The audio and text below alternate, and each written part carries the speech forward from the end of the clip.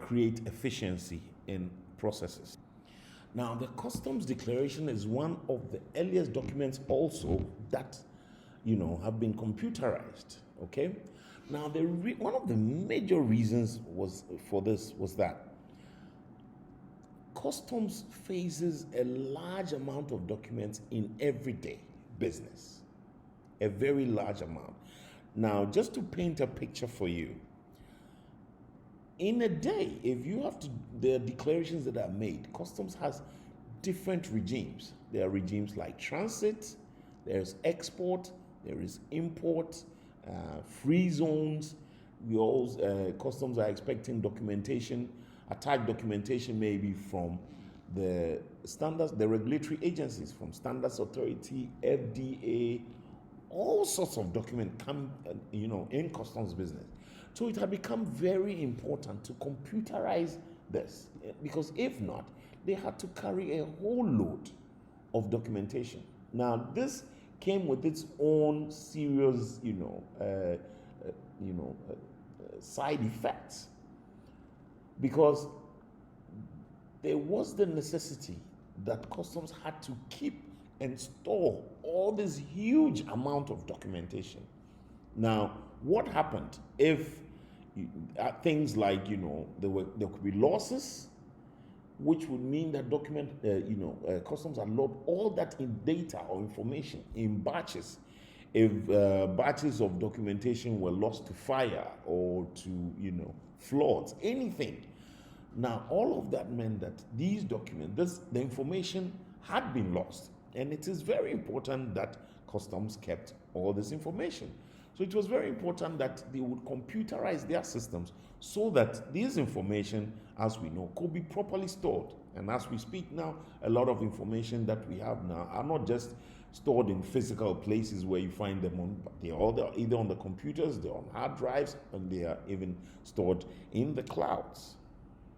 And so we say that document standardization was of the utmost importance to reduce the huge amount of paperwork, and also, like I said earlier, to be able to store the information that is gathered by customs, because that which is gathered by customs, the information gathered by customs, is utilized by a whole lot of government agencies.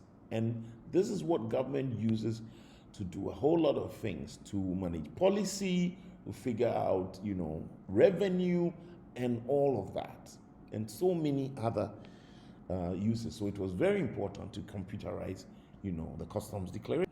So like we said, the second reason was that computerization of the customs declaration largely improved efficiency in work for customs. Okay? So that documents also would not be stuck in any node of the information chain, arriving at the destination later than the cargoes. Now, prior to 2003, the Ghana Customs used what we called the Automated System of Customs Data, ASICUDA, as I mentioned earlier in the acronyms that we talked about in the second slide. Now, according to Wikipedia, ASICUDA was a system designed by UNCTAD, that UN wing called the United Nations Conference on Trade and Development. Now, they designed the system to administer every country's, customs documentation.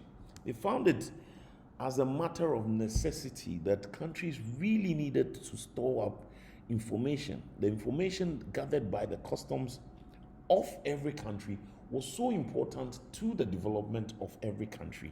And so they found it very important to develop the system, which would help save the countries the information that is gathered by or per customs documentation. So by 2004, it was, the largest technical cooperation that UNCTAD had done. And this covered about 80 countries in over 4 regions. Now, what did ASICUDA do, basically?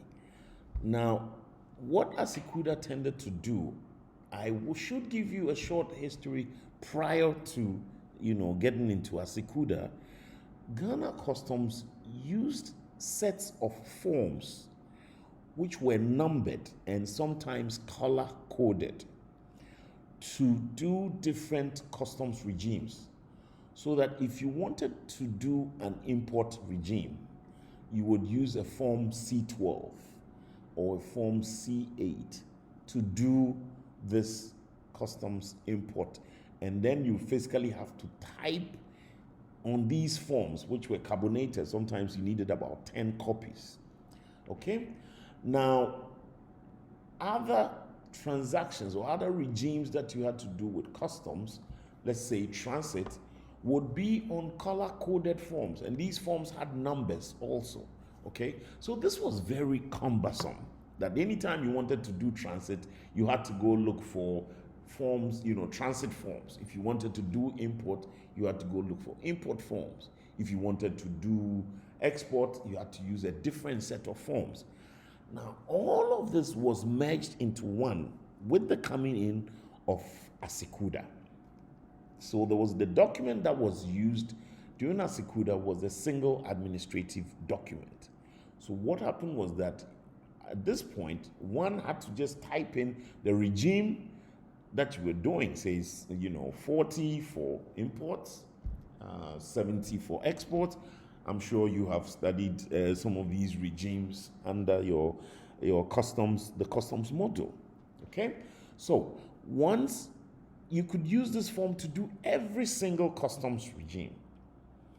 The only downside of this was that we were still typing this in the role of ICT in our forwarding business. So from 2003, a company called GCNet, the Ghana Customs Network, came into being and changed the way we did business in